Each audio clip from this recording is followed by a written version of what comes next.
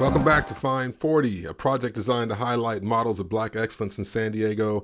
And we found another one. This is Jarvis Leverson, also known as the Morning Hero. His motto is, when you win the morning, you win the day. He turned a breakdown into a breakthrough and now teaches this method to anyone who will listen. Check him out.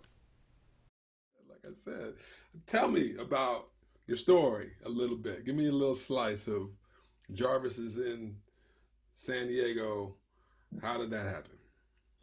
Boy, yeah, that's a deep question. It's a Mm-hmm. lot, a lot of peaks and valleys there. Let's see.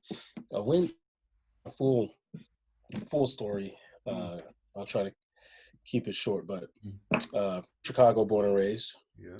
so kind of grew up with that grittiness. Mm-hmm. Went to school for computer engineering. Went and did computer engineering for a few years. Worked for Motorola. Worked for Texas Instruments. Found that I was really good at engineering, but I didn't necessarily have the vibe of an engineer. I was more articulate. I was more connected. Had more of a business um, savvy to me. So I couldn't see myself just sitting in a computer lab for 12 hours a day. And so I flipped that and went into sales and moved to Dallas, Texas. And I spent 8 years out there doing sales, working for um, Fortune 500 tech firms and software companies, and was looking for a new challenge. Moved out to San Diego and came out here. Was working for a company for a while, and that was going great. But that was right at time of my life. I was just hit 30, making a lot of money, living in downtown San Diego. New town, new city, different flair. Um, they say, people come out here for three reasons: the women, the weed, and the weather. And so I was definitely, You were participating in that economy. I was, I had to adopt, I had to, I was when in Rome, right? When in Yeah, Rome. yeah, So I yeah. came out here and just kind of, dove right into the lifestyle. Mhm. Like I had a really cool, one bedroom, like condo downtown, right in the belly of the beast. And I got sucked into the life. Um, Partying, I was single. So that just consumed me. Hanging out with friends, trying to build my network. And like I just got, my priorities were kind of like all in that vein. And kind of lost focus. I lost focus in a lot of things. And that started to take over. And so I ended up moving in with a girl, and we had, she was making a lot of money doing all her own thing. She was vice principal for a school. She's making good money. I was making good money. So together we were kind of like this power couple. And so we're hosting, fancy dinner parties, and we had a beautiful penthouse overlooking the water in downtown San Diego. Like we had the lifestyle, and but I was still kind of caught up in that life of just, you know, running and gunning Mhm. and no real focus, no real structure, just, you know, doing, I kind of had this cycle of working really hard during the week, and then my weekends would come and I would go crazy. So I would take three, 2 steps forward during the week, and then the weekend I would take 5 steps backwards because I'm just partying and drinking and just letting my hair loose, hang out. And that started to take a toll on my life. It started to impact my work. I wasn't focused on work anymore. I'm waking up late. I'm sluggish. I'm hungover. Obviously my work performance started to suffer. I went from the number one performer in the office to dead last. It had a big impact on my relationship. I wasn't prioritizing and putting her on the pedestal that she deserved to be on. I'm out hanging out with friends. I'm not giving her the respect and the relationship that she deserved. And so my relationship suffered. My health suffered. I gained 30 pounds and ballooned to the fattest I had ever been. And so I was just in this cycle, this rut, and I had just stalled out in life. I had stopped making progress as a person. And it was, especially coming from being a high achiever, always, getting all the accolades, getting the sales, getting the awards, making all the money, to now low performer. Just in every area of my life I was a low performer, and I was just stuck there. And then that kind of came to a crash and halt when I was let go from my job. And that same week my girlfriend decided that she wanted something better, that she, I wasn't the same person that she signed up to be with, and rightfully so. And so we split up, and then within 1 week, I went from living in a penthouse suite overlooking the city of San Diego, overlooking the water, to moving back to Chicago, sleeping on my mom's couch. And it was, my rock bottom, humbling experience. I thought I was untouchable until it was all taken away from me within 1 week. And that was the changing point for me. It was my come to Jesus moment, that I had to do something different. I was faced in the mirror with, what got me here, and what am I going to do to get out of here, to get out of this spot that I'm in right now. And so that kicked off my growth journey, this hyper growth mode of I just became obsessed over what do great people do to become great and maintain their greatness? Like, what are the millionaires and billionaires doing? What are high achievers doing? What are overachievers doing to get to that level and to sustain a high output in life? And then how can I do that for me? And so I started reading books, started listening to all the podcasts. I read a lot of the biographies, Oprah Winfrey, Michael Jordan, Jeff Bezos, Elon Musk, like the people that we kind of put on they're in this echelon of life. I want to know, like, they're humans too, just like me. Like, whatever they're doing, I could do that. And I just became obsessed over how to get to this, back to the best version of myself, my highest and fullest potential. And I started noticing what the commonalities were, what were the common threads between all of these stories of greatness.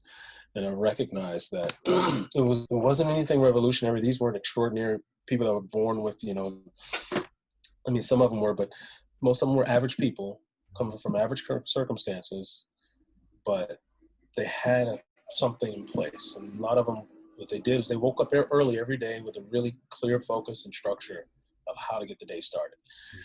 And they had a very kind of systematic process. And I didn't really have that. I kind of just let the day run me.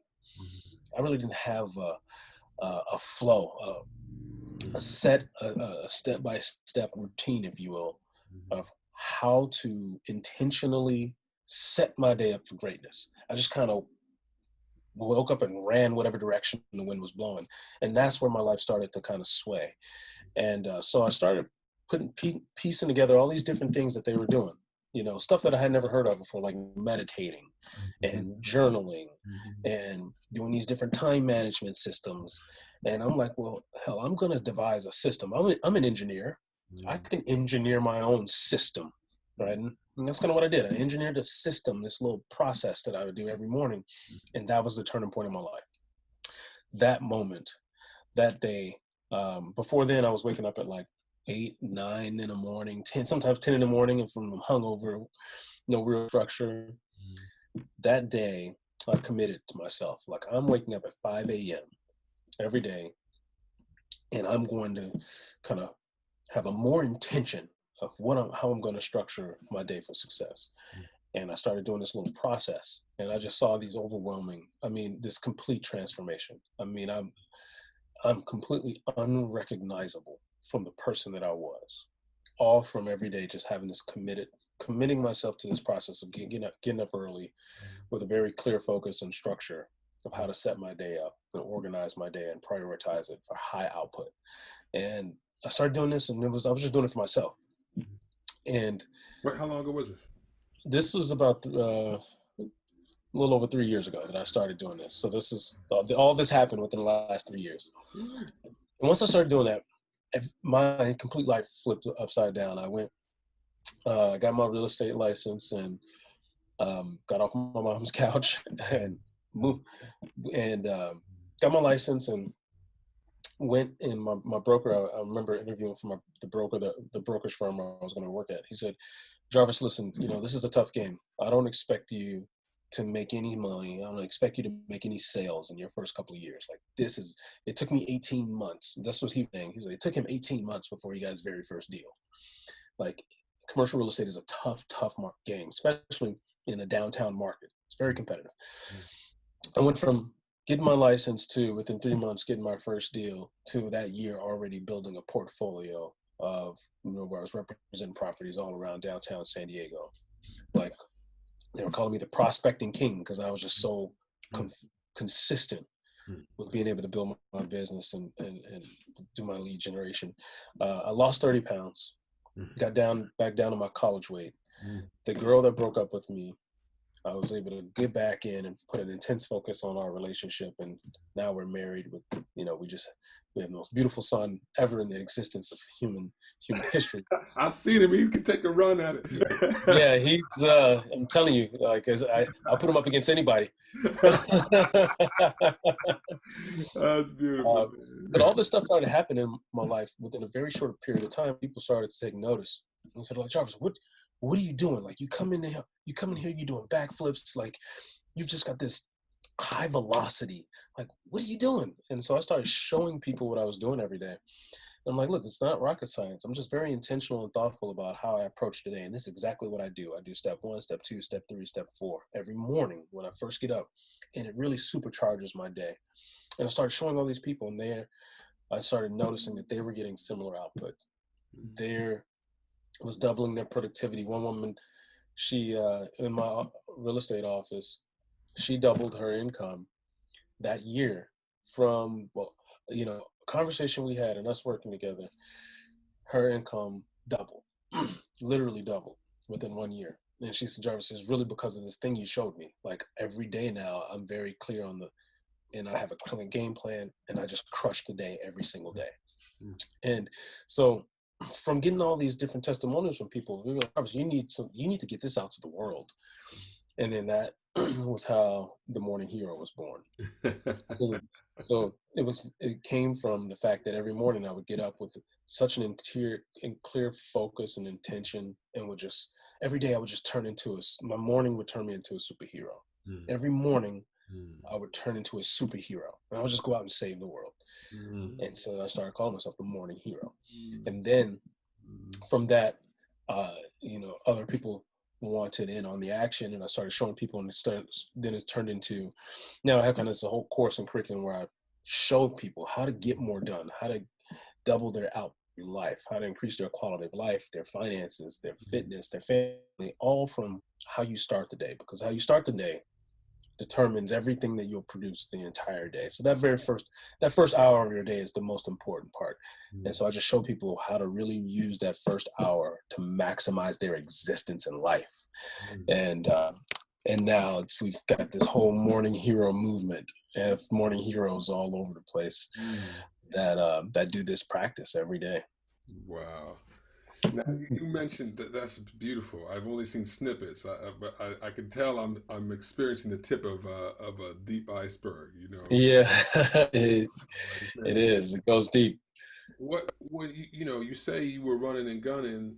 What have your evenings then turned into? I mean, whether it's Oh man, substances and all this stuff, like how very does that flip? very structured now. So it went from, I was a night owl going to bed at anywhere between midnight to 3 in the morning, 4 in the morning. If it's a good night. Now my evenings are, my son goes down at 8, and I'm going down shortly after. So I'm in bed by 9, and I need about 6 hours of sleep. So I'm in bed by 9, I'm up by 4. My typical flow. So I'm a 4 a.m.er now. I'm part of the 4 a.m. club because my mornings are that important. Like, the morning, there's no better feeling than waking up and it's still dark outside, knowing that everyone else is asleep. And I'm getting a head start on everybody.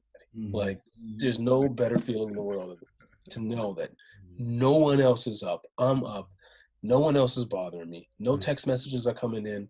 No notifications, no emails are coming in. It's me, and it's my sanctuary, and it's just my time to shine. I call it grind time. I get up and it's grind time.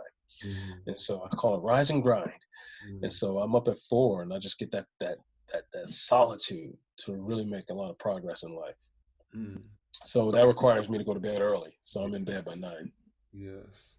So how do you negotiate that with wifey then? So when do you? Yeah, she's on the same schedule. So the beautiful part about us is that we're aligned. So we both have, she's an early riser too. As a matter of fact, she's the one who kind of started me on this Mm, early rising thing. mm, So that part really helps to mm, have my partner mm, be mm. lined up, because if we were off, it would make it very difficult. Yeah. So it, if you're not aligned, then you got to do a good sales job. You got to It- sell them on the concept. it's kind of funny because in this house, opposites truly attract. So I'm the early morning type personality. My alarm goes off at 4:30 often, and I like to get my workouts done then and all those things. My wife's, boy, don't come knocking at 4 o'clock, 5 o'clock, 6 o'clock around here. Yeah. So But you know what? To be honest, I actually, so my wife doesn't get up as early as me. So we both, she goes to sleep at the same time, but I'm still up a good solid hour and a half before she's up.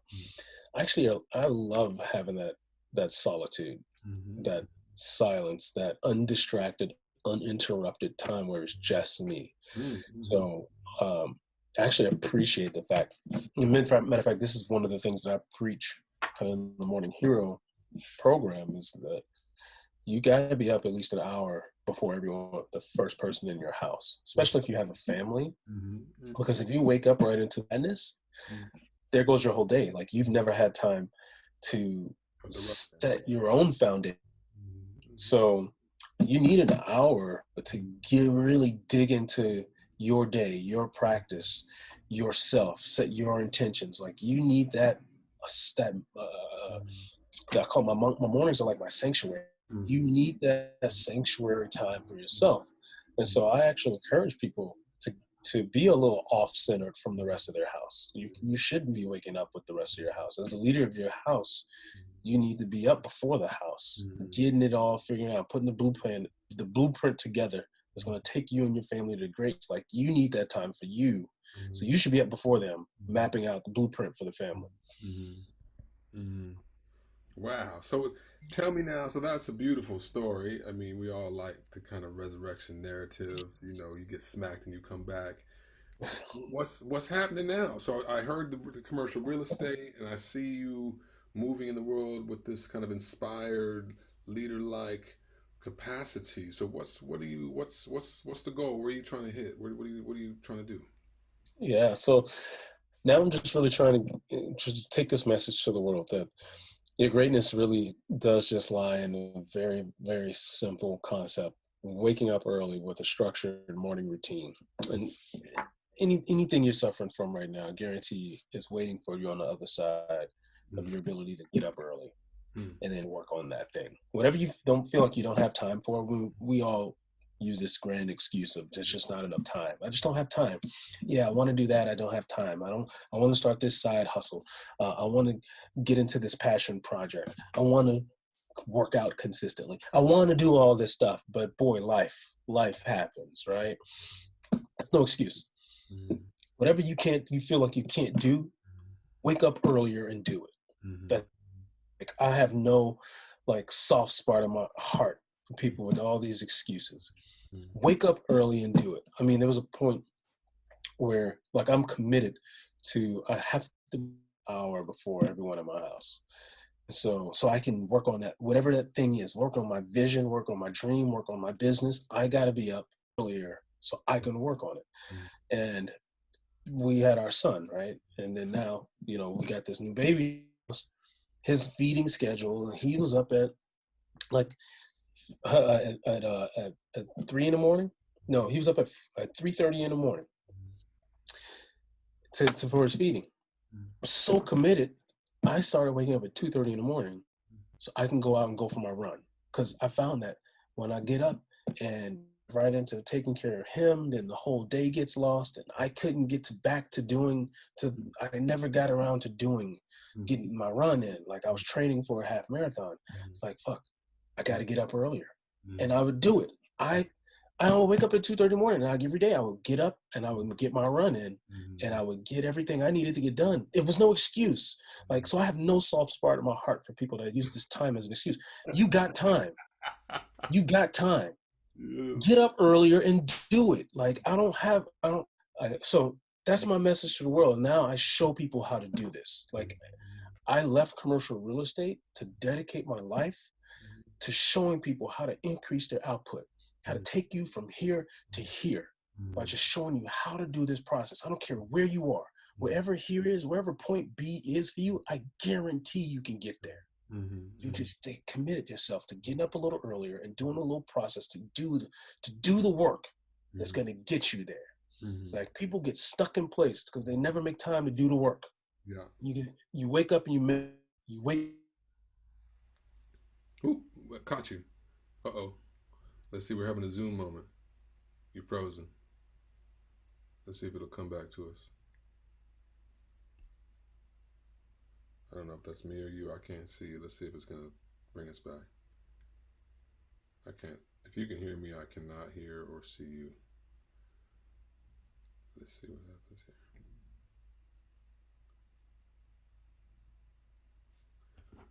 Let's see. Oop. Are we back?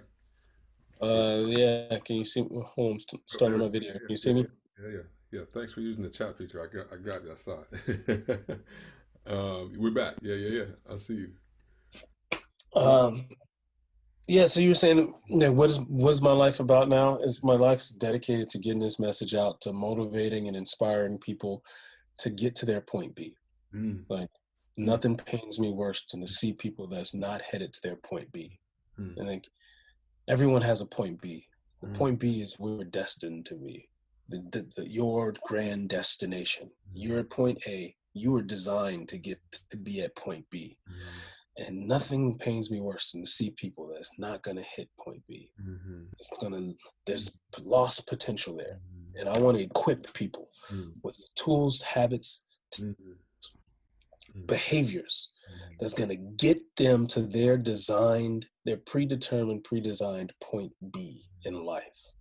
And it's really simple. It just comes down to a couple simple habits and practices that if they do it every day, they guarantee will get to their full potential. And so that's what I do. It's called the Morning Hero. Videos. I have a whole coaching. I have an accountability system that people sign up for, and I hold their hand to get them to point B. So I met you at Influencer last year, 2019, with Brendan B. and all that he's pumping out into the world. So and since then, my wife is also kind of building a coaching platform here too. So. And that's why I was there. And that's the first time my lights got turned on around the whole world of kind of performance coaching and all this thing. Like, oh, okay. You know, I'd seen him before. I was a Tony Robbins fan in college and whatnot. And this new world of online classes and subscriptions and all of this potential for, I guess they call it, it's not autonomous, but not didactic. It's just, self-led learning. Yeah. And, it's kind of a world of opportunity and a whole new economy. But it just allows you to scale your voice. I mean, I think we all have a message. I mean, you have a set of rules, practices, and principles that have guided you. That's kind of like, values that you believe that kind of will help you along your way. Probably things that you're going to pass down to your children, things that's going to make their journeys a little easier. Well, before it was just one-to-one. Like the only way to get those messages passed back was to those people in my immediate circle, anyone I had direct access to. But now with these technologies, with video platforms and everything, now I can scale that message to the world. So not only are my immediate circle can be blessed by this, but I can have a much larger impact. And that's for me, that's what it's about. It's not necessarily about the money that you can generate. I mean, because quite frankly, I took a pay cut leaving commercial real estate to try to, come into helping people realize their full potential, right? But it's fulfilling this impact that I have now, leveraging tools and automation technology to scale my voice out so that now I can impact the world with it. So you use the word blessed. What is would you consider yourself a spiritual person? I've actually seen you refer to Miles on some of your socials, actually, and I've done the same thing in some of my world. Kind of, it seems to intersect at race and faith. I would say definitely spiritual, not as religious though. I think maybe it's a generational thing. I think we're less and less tied to the formality of religion. I'm spiritual. I believe in a higher power, and I submit to that there is an order and a way of doing things that's right. But now, what do you call him God? Do you call him Jesus? Do you call him like the Yeah. formalities and all of that? I think we're getting further and further away from all the clear distinctions and divisions, and all kind of submitting to the fact that we're all living here and we all recognize that there's a guide power and a guiding light, and we all just kind of live by those kind of common rules and principles. So definitely spiritual, less religious. I wouldn't say I'm Baptist or Catholic, and Yeah. it's, it's Yeah. Yeah. I hear you. So what do you feel is pulling you forward in terms of this purpose? Whether it's you clearly had an incident in a moment of clarity, but are there personalities or ethos that are fueling this call? Or is there something that's inspiring you in particular for this journey? as in given this kind of Yeah, mission led or purpose yeah, led yeah, yeah. giving back. No, was inspiring me is the fact that I had a safety net Mm-hmm. when when I hit my brick wall in life. Mm-hmm. I had people there to pick up the pieces. I had a mom that was present to go back to. I had her couch I can sleep on. I could live at her place rent free while I figured things out. I had a safety net, and I was able to bounce back. Mm-hmm. Not everyone has that safety net, and Mm-hmm. they get to a point of no return where there is no bouncing back, Mm-hmm. right? My job, my duty is I was gifted with my experience. I was gifted my trials and tribulations in life and the lessons that I learned, to now I have to gift that back to others to ease their journey. If I can prevent other people from hitting the rock bottom, especially if they have no, from getting to a point of no return, then my experience isn't in vain. Mm-hmm. My experience has a purpose. And so that's kind of what drives me, is to help prevent other people from hitting a rock bottom like I did. um, Mm-hmm. and yeah, so if you have, I mentioned you have a point B, Mm-hmm. your path from A to B is filled with like, it's not a straight line. It's this wiggly line. It's ups and downs, ups and downs. Eventually you get to B. Sometimes it's some loops. You going backwards before you go forwards. If I can help people straighten that line out just a little bit, right? That was why I was gifted my journey, Mm-hmm. is to help straighten other people's path. How many are there of you and your family? Are you an only child? Do you have brothers and Yeah, sisters? I'm only child. Okay. Okay. And how does your mom respond to this path that you're on now? Like, does it make Oh, sense? she loves it. Yes. She loves it. She loves being able to point to stuff like, that's my son. Yeah, go watch this video. What do you think is in terms of San Diego? You clearly some way or another you made it back. I'm in my mind the presumption I'm making is that the wifey the lady brought you back to San Diego. Really? For sure. Yeah, for sure. So do you think is this does that anchor? You know, what do you think? What's your prediction on San Diego as a place? Other than her. Um, we're not, I mean, now my family's out here, so the anchor's a little deeper. Mm, So my mom and my aunt, my cousin moved from Chicago to San Diego, and now especially we have a child. It's more important to have that family unit yeah, close by. yeah. So the fact that they're here in San Diego now, that kind of deepens our ties with Mm, San Diego, but we're still not yeah, like completely bolted to the, yeah, wherever the opportunity is, yeah. I've heard wherever San we'll Diego. be. Sorry, I'm cutting you off, bro. But I've heard it described as the loneliest city. I've been here since '02. Really. But it's rare to find like the true blue, like the OG original born and bred. That's hard to find. San Diego. We'll talk about the race piece here in just a second. There's like 6% black folks here in San Diego, but it's real hard to find black folks that have been here since the gate. At least from where I'm standing, coming in as an interloper, I'm like an immigrant. Yeah, it is. That was the first thing I noticed too. There wasn't a lot of us. Mm-hmm.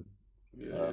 Yeah. uh, So how are your folks adapting? How did you adapt? What is your own affinity there or ties, like black community wise? I watched your whole post, like your IG post with your son, and just talking about your own journey and being pulled over by cops and just the feeling that your mom had around some of that. And I'll meet you at the station, assuming you were going to get taken there, and just some of those reflections that maybe you haven't thought about so much because you've been able to bob and weave your way through. But was, how has race shaped your life, and how does it play even here in San Diego? And does it loom large, or is it a small piece, or where do you put it? How do you relate to it? It played a much larger piece when I was in corporate America. Like like I said, so the post that you're referring to is on my Instagram, the more at the dot morning hero, where I talked a little bit about my experience.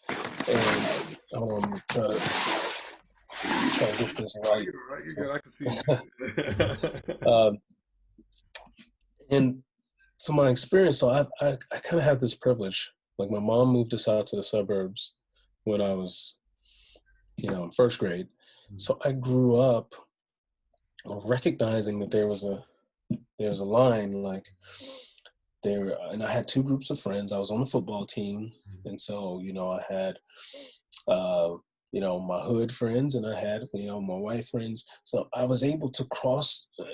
I grew up knowing that there was a line, and that I could cross back and forth, and I could exist in both worlds. And I said that on my post that I grew up in this privilege. That was a privilege of being aware. I had this awareness that there's this, there's kind of a standardized, you know, you know, approach and a way to talk, a way to do things that, that's more accepted. But then I could also kind of like hang out with my boys and all this. So I grew up with that privilege of knowing that. And so I could bounce back and forth. And so that in that regard, I was blessed because a lot of my friends weren't. I have friends that weren't able to exist in both worlds, and their opportunities were severely limited, and they couldn't recognize like, wow, why can't I get that job? Why can't I do it? And I'm like, well, but like there is a more accepted way that you got to go about this. You can't go in with your pants sagging and your suit jacket is 2-3 sizes too big, like they didn't really understand because and I tell everyone it's like there needs to be classes on assimilation, and like I don't know if it's an ugly word, like, but truly assimilation is how I've been able to be so privileged to have so many opportunities afforded to me. It's because I could blend in. Assimilation is just being able to blend in with the dominant culture, to be able to get all the luxuries that could be afforded and opportunities that exist in the world, right? It's just nature. There are two different worlds. One world has unlimited opportunities and the other world doesn't, right? And then you got to recognize that and be able to understand how to play in that world. And I was blessed to be able to recognize early that I got to play differently if I want all the opportunities that's in this world over here. And that's the way I've been raised. So I was able to go into corporate America. I was able to make a lot of money and exist in that world and go out, hang out with my friends and talk differently. And, I would go out to karaoke bars and stuff that I would never do with my black homies, but I knew how to move and shake in that world to get the opportunities that they were getting. And so, but even still, my skin is still black. So at the end of the day, I still fell under the pressures of, and in that environment, I still got all the consequences of being a black person. So then, what do you do with that though? So, because as you're saying, what you just said, you know, to be honest with you, there's all sorts of parts of me that get triggered by that, right? And I'm like the biracial dude sits in the in between and have done that chameleon thing, right? Like, Yeah. you know, mentioned it before, like, you come aggressive in some spots and then you're soft in other spots, and you deal with like either whitewash or too aggressive, or how do I judge, juggle all that stuff. And there's some Yeah. folks that say that the cost of assimilation is a kind of soul death at a level, right? Like if you can't show up fully as who you are, that you're having to kind of morph yourself, and it's like a self mutilation in It's, a way. it's, it's sad that that's the case, but that's the case.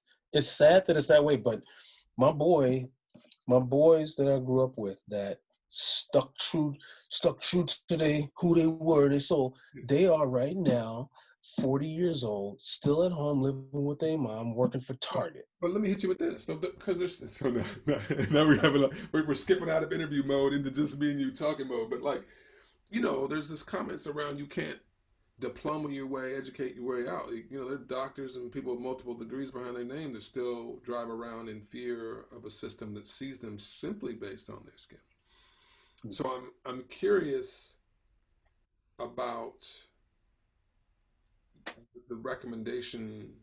Is assimilation really the answer? You know what I mean? Like if I don't know. That's a thing. That's me. I have a hard time with that idea because I've seen. It's not the only. It's not the only answer, but it's a great. It is. It is an equalizer. Yeah. I don't believe that nowadays, the majority of the world is racist. And white people are inherent, like overtly racist. Like fuck that nigger. Like I don't think majority of white people are like that. I do think people have a bias. They have a bias to other people that's in their class. I think it's not racism, it's classism. I don't suffer from racist people looking at me and looking down on me because of my race, because I can walk in the room dressed like them. I speak like them. Matter of fact, I speak with a more articulate tongue than them. Immediately I'm on the same level as them and I get treated that way. The minute I can demonstrate that I'm in the same class as them, they treat me exactly the same. No, I don't suffer racism when I go in and I can demonstrate that I can talk circles around them, right? I would get suffer racism if I walk in with my pants sagging and I got a do-rag on my head and they see that there's a difference in class. That's where the difference in treatment. The treatment is a class problem, not a race problem. It's a class problem. And so I think assimilation is the demonstration that you're in the class that they can relate to, that you can at least talk the language with. And the minute you can demonstrate that, you equalize the playing field. And I believe that because I do it on a daily basis. I don't think anyone looks at me and looks down on me because of my race. I don't, because I demonstrate that I am in the class and that deserves that same respect that they do. Yeah, it's funny. So I came out of diversity and inclusion spaces where I would often have conversations about the lack of representation at tables of power and trying to increase consciousness around power brokers to allow more access to people of color and to change systems that have traditionally kept folks that are marginalized. There's actual systemic things that keep people from the table. And So it was interesting when I got into Brandon Bouchard, and he's all about high performance, and he says, he's the same way. He's like, I'm not going to let your race or your gender be an excuse for your performance, because I think performance comes down to these 6 things that don't have anything to do with any of that.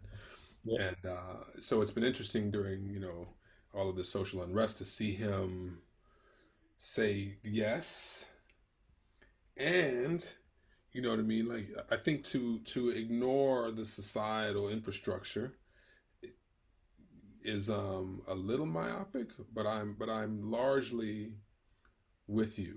At the end of the day, I got coached. I would coach my youngins the same. That personal responsibility, personal accountability. That I mean, here's the danger. Here's the danger. I'm not saying that there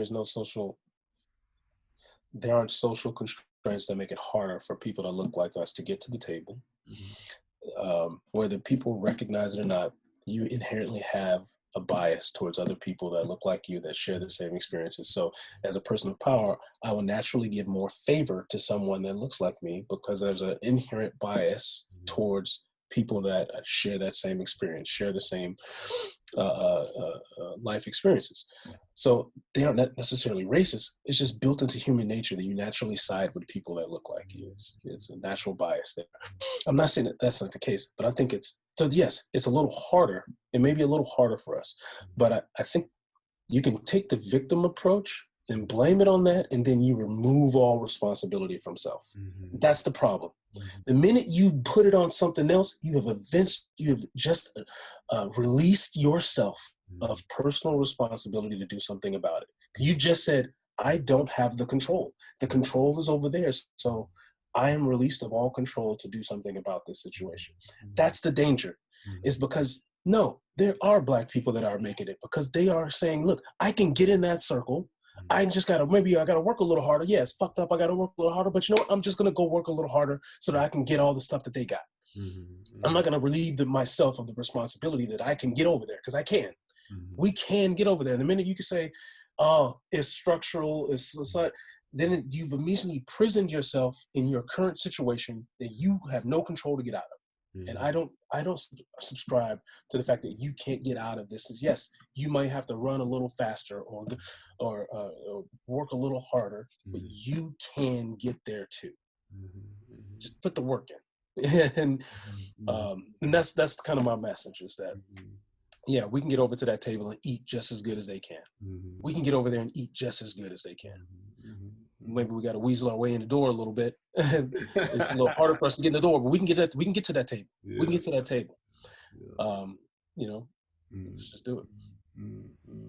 Hey, look, man, I'm being conscious of the time. Okay, we have like 8 minutes. That's beautiful, and I you know, let me know. I'll make sure we come into the gate like on time. What is for you these days your largest challenge? Well, having a newborn is like, how old is he though? How old is he? 9 months. No, it's with COVID and everything, working from home it's a gift and a curse because one, I get to be here and see all his milestones. I get to see his development, and I get to be a more active influencer on that development, and not just experience it through pictures and videos that the nanny would send us.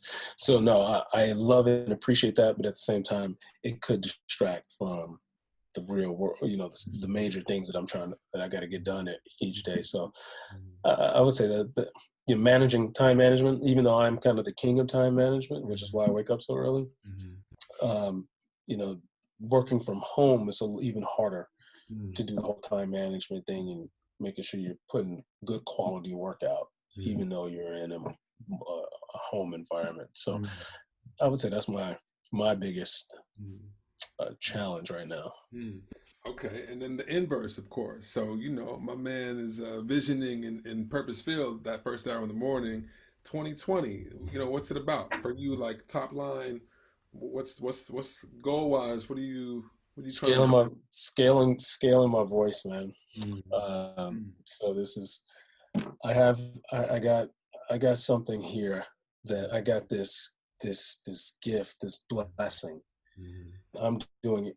Everyone that doesn't get an opportunity to see this, I'm doing them a disservice. And that's the way I'm looking at it. Like, it's my obligation to get this in front of as many people as possible, to show them how to take control, to not get unstuck and get out of this cycle of monotony, get out of this cycle of every year it's the same thing over and over, and not becoming further and further away from the person that they were called to be. People are living here and they should be living here.